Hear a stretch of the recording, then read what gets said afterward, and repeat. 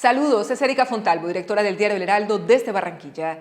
La indignación de la comunidad internacional proclamada a los cuatro vientos por el regreso del tenebroso régimen de los talibanes al poder en Afganistán, ahora hace poco más de un año, no sirvió de nada.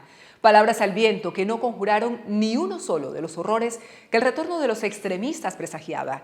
¿En serio alguien llegó a creer que el futuro de la nación asiática o el de sus millones de habitantes bajo el dominio arbitrario de unos líderes tan caóticos como incapaces, acostumbrados a interpretar a su acomodo la ley islámica, la Sharia, para amparar los peores abusos y violaciones de los derechos humanos, sería distinto al aterrador yugo que había soportado ese país entre 1996 y 2001, cuando gobernaron por primera vez? Ni antes ni ahora la sociedad afgana ha tenido un futuro posible con los talibanes al mando. Todo lo que hoy rodea este territorio atravesado por el hambre y la violencia, con una economía en ruinas, sin acceso a la asistencia de organismos extranjeros y convertido otra vez en santuario de terroristas como Al-Qaeda, se revela como la crónica de un fracaso rotundo.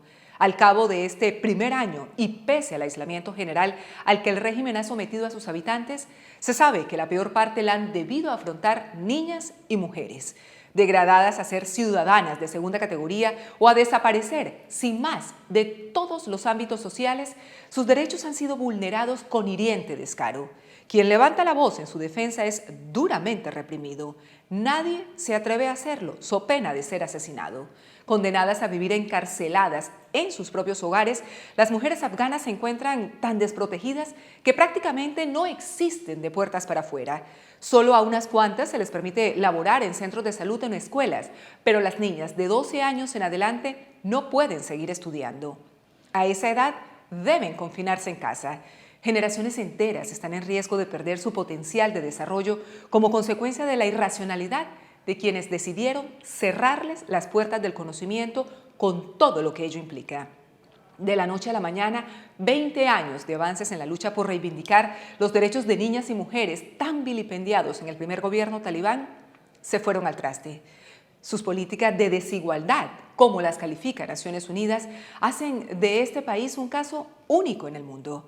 Sumergidas en una profunda crisis humanitaria por falta de alimentos y el embate de desastres naturales, las mujeres afganas no logran acceder a servicios básicos para garantizar su salud o bienestar. Es como si una puerta al pasado, al peor de todos, claro, se hubiera abierto para ellas, obligándolas a tener nuevamente un código de vestimenta en el que deben cubrir sus rostros cuando aparecen en público o a estar acompañadas de un hombre de su familia si tienen que salir de sus casas.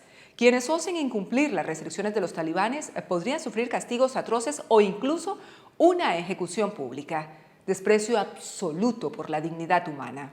Afganistán, un cementerio en el que la gente respira. A juicio de muchos de los activistas de derechos humanos que escaparon en los últimos meses, podría empeorar aún más su dramática situación si los Estados Unidos decide finalmente no liberar los miles de millones de dólares de su banco central que mantiene bloqueados. La milimétrica operación de las fuerzas élite norteamericanas en la que murió Ayman al-Zawahiri, líder de Al-Qaeda en el centro de Kabul, confirma que los talibanes no han roto sus vínculos con el terrorismo.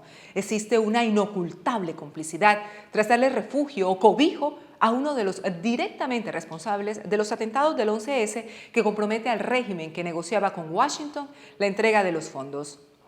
Más allá de la debilidad de la estructura yihadista que puso a temblar al mundo hace más de 2 décadas con el derribo de las Torres Gemelas, el islamismo radical sigue siendo una amenaza global con una extraordinaria capacidad de contaminación.